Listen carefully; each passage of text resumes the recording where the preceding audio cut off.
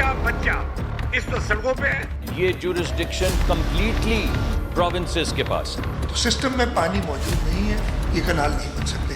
सिंध का पानी का उसमें एक कतरा भी नहीं। इंडस का पानी डाइवर्ट कर सकते हैं। अभी हम प्रोटेस्ट कर रहे हैं, फिर हम अपना मार्च करेंगे। केनाल को नामंजूर करते हैं। हम यहाँ इस्लामाबाद जाएंगे, जहाँ हम चोलिस्तान जाके वो नहरें खुद बंद करेंगे। कैनाल बनने से हमारी मौत है।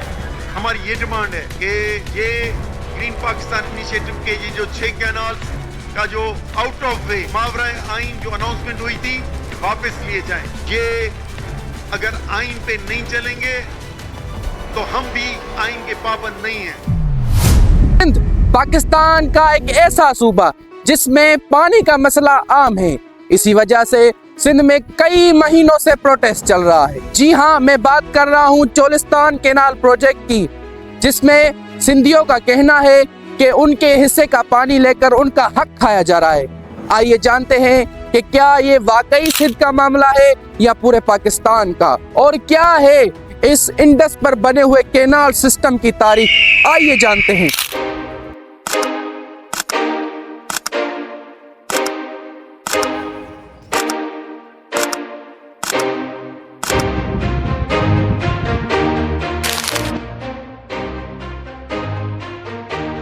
जुलाई 2023 को chief of army staff and PM of Pakistan एक प्रोजेक्ट को लॉन्च करते हैं जिसका नाम ग्रीन पाकिस्तान इनिशिएटिव था। इस प्रोजेक्ट के मुताबिक 6 कैनाल बनाए जाएंगे: रानी कैनाल, थल कैनाल, थर कैनाल, चश्मा right bank canal and last Cholistan canal.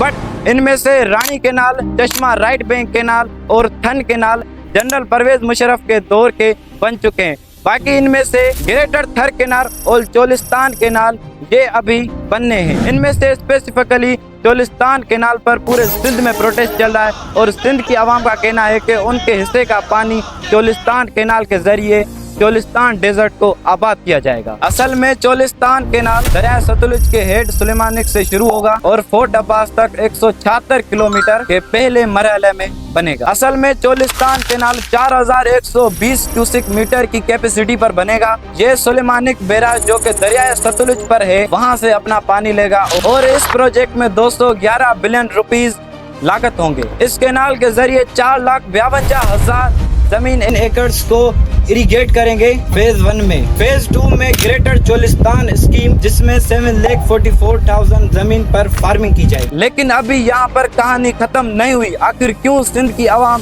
इस प्रोजेक्ट को लेकर इतना प्रोटेस्ट करिए, आइए जानते हैं। सिंध की आवाम का कहना है कि आप 7,44,000 एकड़ आप जमीन को आबाद तो कर लेंगे, लेकिन उसके बदले 12 मिलियन एकड़ को बंजर कर देंगे। जुलाई 2023 में इस प्रोजेक्ट पर काम शुरू हो गया। फिर 2024 में प्रेसिडेंट ऑफ पाकिस्तान आसिफ अली जरदारी ने इस कंट्रोवर्शियल मसले पर अपना अप्रूवल दे दिया। 15 फरवरी 2025 को चोलिस्तान कैनाल पर जोरों शोर से काम शुरू हो गया। फिर इसके बाद Aahista Aahista news channel media ने इस प्रोजेक्ट को कवर किया। इसके बाद सिंध की आवाम ने प्रोटेस्ट शुरू कर दिया और सड़कों पर निकल आई, जिसमें कई पॉलिटिकल पार्टियां और तहरीक भी जमा हो गई, जिनका नाम ये है PPP, PMLN, MQMP, ANP, GDA, JUI Sindh यानी तहरीक, GA सिंध महाद, सिंध तरक्की पसंद तहरीक। ये सब पॉलिटिकल पार्टियां और तहरीक इसमें जमा थी। इनका मुतालबा ये था कि आप पंजाब की ज़मीन को आबाद तो कर लेंगे, लेकिन हमारा पानी लेकर आप हमारे एग्रीकल्चर सेक्टर को नुकसान पहुंचाएंगे। उनका कहना था कि कहाँ गया 1991 का वाटर अकॉर्ड, जिसमें हर प्रोविंस के पास अपना अपना पानी था। पंजाब के पास 55.94 MAF, सिंध के पास 48.76 MAF, खैबर पख्तूनख्वा के पास 8.78 MAF, बलोचिस्तान के पास 3.87 MAF था। सिंध असेंबली ने इस प्रोजेक्ट को रिजेक्ट कर दिया। उसके बाद पंजाब के माहिरीन का इस पर जवाब आया। सिरसा के ऊपर ये मुकर्रर है जो वफाकी हुकूमत के पास, कि जब भी कोई कैनाल इजाफी बनाई जाए तो वो एक सर्टिफिकेट इशू करे ये सर्टिफिकेट इरसा इशू कर चुका है। चोलिस्तान का 225 अरब का PC1 जो है वो CDWP ने अप्रूव किया है इस सर्टिफिकेट के बाद। और इसका जवाब सिंधी माहिरीन ने दिया। सिस्टम में पानी मौजूद नहीं है, इसलिए ये कनाल नहीं बन सकते। उस वक्त जो ये स्कीम इरसा के सामने पेश की गई उसमें बताया गया कि ये एक सैलाबी कैनाल है, जो सैलाब आएगा तो बहेगा। पहला तो इरसा में से जो सर्टिफिकेट लिया गया वो 6 महीने के लिए पानी का सर्टिफिकेट लिया था, और अब आप इसको 12 महीने चलाना चाहते हैं। हमारा जो वाटर रिकॉर्ड है उसका पैरा 8 मैं आपके सामने पेश करूंगा। पैरा 8 ये कहता है कि there would be no restriction on provinces, all provinces और either province to undertake new projects within their agreed water share. कोई भी सूबा उसके हिस्से का जो पानी है वो अपने हिस्से के पानी को कैसे इस्तेमाल करता है, ये जुरिस्डिक्शन कंप्लीटली प्रोविंसेस के पास। सिस्टम में पानी मौजूद नहीं है, इसलिए ये कनाल नहीं बन सकते। इंडस रिवर सिस्टम अथॉरिटी के 25 बरस का डेटा बताता है कि पाकिस्तान के इंडस रिवर सिस्टम में मजमूई तौर पर 16.6% पानी की कमी रही है। औसतन जो मुआहदे में पानी दिया हुआ है उसके बनस्बत पानी पंजाब को 13.5% पानी कम वसूल हुआ है पिछले 25 बरस में, और सिंध को 19.5% पानी कम हुआ है। हमारा तो एतराज़ जो सिंध में इन 6 में से 2 कैनाल हैं, एक रेणी और एक थर कैनाल, उसके ऊपर भी हमारा एतराज़ है। कच्ची कैनाल जो बलूचिस्तान में बनाया गया है उसके ऊपर भी हमारा एतराज़ है कि पानी के रिसोर्सेज इस वक्त इतने नहीं है कि इन कैनालों के लिए पानी दिया जाए। देखिए तो सही चोलिस्तान में वहाँ पे जो नहर आ रही है वो आ रही है हेड सुलेमानी से। सिंध का पानी का उसमें एक कतरा भी नहीं है। इसके अंदर कोई ऐसी जगह नहीं है जो इंटर प्रोविंशियल पानी के फ्लोज में आ रही हो। विद इन द प्रोविंस उसके अपने शहर में वो एक कैनाल किसी इलाके को आबाद करने के लिए बना रहे हैं। एक तो ध्यान में रखिए कि सिंध सिर्फ इंडस रिवर का नाम नहीं है, इंडस रिवर एक कनेक्टेड सिस्टम का नाम है। लिहाजा अब आप सोचिए कि अगर उसकी किसी एक ट्रिब्यूटरी, एक शाख से पानी आप निकालेंगे तो आप पूरे सिस्टम से पानी निकालेंगे, सिर्फ इंडस रिवर की बात नहीं होगी। अगर आप नक्शा देख के सामने रखेंगे ना तो पानी इस चोलिस्तान की जो ये चोलिस्तान फीडर प्रोजेक्ट है इसमें एक और कंपोनेंट भी है। वो ये है कि ऊपर 3 लिंक कैनाल्स हैं जो झेलम को चनाब से, चनाब को रावी से और रावी को सतलुज नदी से मिलाते हैं। इन तीनों की गुंजाइश को बढ़ाना भी इसी मंसूबे का हिस्सा है। ये PC1 में लिखा हुआ है। जब आप झेलम से पानी उधर भेजेंगे उसका मतलब है कि आप मंगला डैम का पानी उस तरफ डाइवर्ट करेंगे, तो नीचे आप त्रिमू और पंजनत की जो कमांड एरियाज हैं उसका पानी शार्ट होगा तो कहाँ से लाएंगे। यहाँ पे सिंध को खर्चा है कि फिर आप तोसा पंजनत और चश्मा झेलम लिंक कैनाल से इंडस का पानी डाइवर्ट कर सकते हैं, क्योंकि वो लिंक कैनाल्स मौजूद हैं और वो सिंध की मर्जी के बगैर भी माजी में बहाए गए। 1991 का वाटर रिकॉर्ड किया था।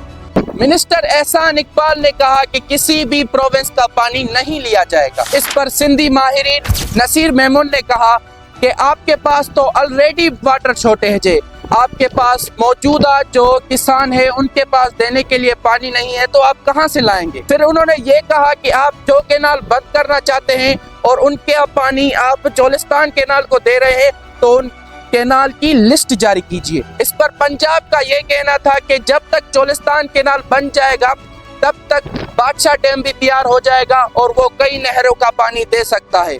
फिर इस पर इरसा मेंबर ऑफ सिंध एहसान लिगारी ने उनको जवाब दिया, जो बादशाह है वो is a replacement for Tarbela. जो तरबेला की कैपेसिटी है 9 मिलियन एकड़ फीट से 5 मिलियन एकड़ फीट तक आ गई। अब जो 4 मिलियन एकड़ फीट ये यहाँ से कम हुए, वो वही पानी है जो अली खरीफ में हर दफा हम कहते हैं कि हमें नहीं मिल रहा। बादशाह सिर्फ रीइंफोर्स करेगा जो आपके रिजर्वायर सिल्टअप हो चुके होंगे। एहसान लिगारी ने इस प्रोजेक्ट को मंजूर नहीं किया और इसके खिलाफ एक नोट भी लिखा, जबकि CM ऑफ सिंध ने इस प्रोजेक्ट को सिंध असेंबली में रिजेक्ट कर दिया। This house categorically rejects the construction of 6 new canals on Indus River and its tributaries, including निचोलिस्तान का फिर आखिरकार इस कंट्रोवर्शियल मसले पर प्राइम मिनिस्टर ऑफ पाकिस्तान ने एक ऐलान किया, यानी मुश्तरका मफादात काउंसिल की मीटिंग 2 मई को बरोज जुमा को बुलाई जा रही है, जिसमें पाकिस्तान पीपल्स पार्टी और पाकिस्तान मुस्लिम लीग नून वफाकी हुकूमत के मज़कूरा फैसलों की तायीद की जाएगी। तो मैं समझता हूँ कि आज ये फैसला हमने नेहरू के हवाले से किया है। आइए जानते हैं कि जो ये इतना बड़ा मसला चल रहा है, इंडस पर बने हुए कैनाल सिस्टम की आखिर तारीख क्या है, आइए जानते हैं।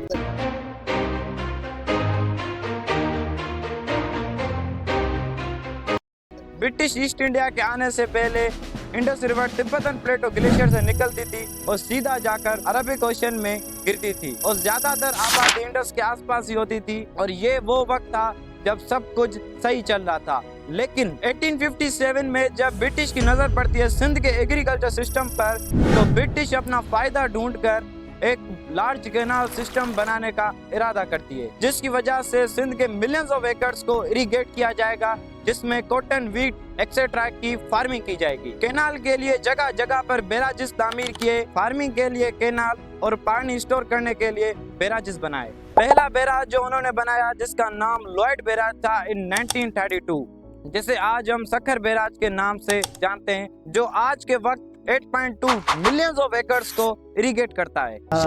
Modernist way of looking at the river, which was in vogue in the early 20th century. ये वो वक्त था जब ब्रिटिश बायोडाइवर्सिटी और जंगलात को डिस्ट्रॉय कर रही थी और कैनाल के आसपास अपने खास नुमाइंदे बंदे बिठाकर उन लोकल लोगों से टैक्स लिया करती थी। Reward system to cultivate the native elites and keep them beholden to the empire. एक कैनाल, डैम, बैराजेस बनाना कोई बड़ी बात नहीं, एवरी कंट्री डू दिस, लेकिन एक बड़े लार्ज स्केल पर बनाना ये बड़ी बात है और नेचर को कंट्रोल में लेना ये भी बड़ी बात है। 1947 के बाद पाकिस्तान ने यही कॉलोनियल सिस्टम को जारी रखा। इसी वजह से पाकिस्तान ने 80 डैम्स, 19 बैराजेस और 50 कैनाल्स अभी तक बना चुका है। इसी वजह से पाकिस्तान आज दुनिया का लार्जेस्ट कैनाल सिस्टम रखने वाला मुल्क है। The whole canal system is considered the largest contiguous canal system anywhere in the world. इसी वजह से पाकिस्तान की पॉपुलेशन में एक ऐसा बड़ा बूम आया जो 200+ मिलियन पॉपुलेशन पाकिस्तान की बढ़ गई। सच तो यही है कि पूरी दुनिया में इस वक्त वाटर मैनेजमेंट चल रहा है, लेकिन हमारे मुल्क पाकिस्तान में अभी तक वाटर क्राइसिस चल रहा है।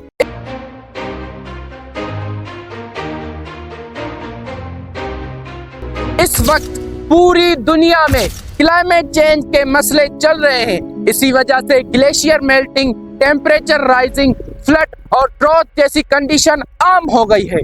लेकिन पाकिस्तान में अगर फैक्ट्स की बात करें तो मार्च 24, 2025 ने मेट्रोलॉजिकल डिपार्टमेंट ने एक रिपोर्ट शाया की, जिसमें ये लिखा था कि ड्राउट हैज डिक्लेयर्ड इन पाकिस्तान। तरबेला और मंगला में वाटर स्कैर्सिटी हो चुकी है। 40% से कम बारिश होने की वजह से साउथर्न रीजन में 200 से ज्यादा ड्राई डेज देखे गए हैं। डॉन न्यूज के मुताबिक मंगला अपने मिनिमम ऑपरेटिंग लेवल पर था, जबकि तरबेला अपने डेड लेवल से 2 मीटर भी कम नहीं था। IOM के मुताबिक Pakistan has 5th most water stress country in the world. Pakistan में वाटर क्राइसिस इतने बढ़ गए कि IIST के मुताबिक हर साल 1000 क्यूबिक मीटर पानी कम हो रहा है, जो कि आधा ओलंपिक स्विमिंग पूल जितना होता है। क्लाइमेट चेंज की वजह से पाकिस्तान उन 10 कंट्रीज में से आता है जहां पर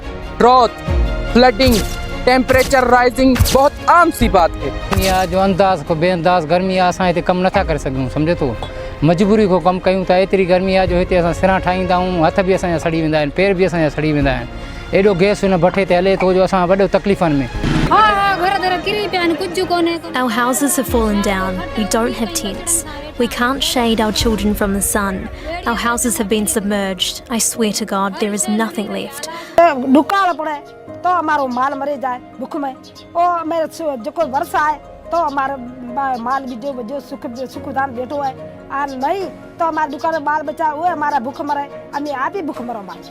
अगर हम स्पेसिफिकली पंजाब और सिंध की बात करें तो उनमें वाटर शॉर्टेज बहुत ज्यादा हुआ है। इन 1999 टू 2023 पंजाब में 13.7 एंड सिंध में 19.7 का वाटर शॉर्टेज हुआ है। अब तक जो मैंने बताया वो तो वाटर शॉर्टेज की बात थी, लेकिन available water is pure, so answer is no. Dawn news में वासा की रिपोर्ट के मुताबिक हैदराबाद में वाटर क्राइसिस की वजह से 790 मिलीग्राम पर litre of total dissolve solids यानी TDS, बट जबकि WHO की रिपोर्ट है कि 500 mgl इज हेल्थी, मतलब ये बहुत ज्यादा हो गया। रावी और Sutlej over the industrial and agriculture waste, जबकि कराची और हैदराबाद में मिलियंस ऑफ पीपल ड्रिंकिंग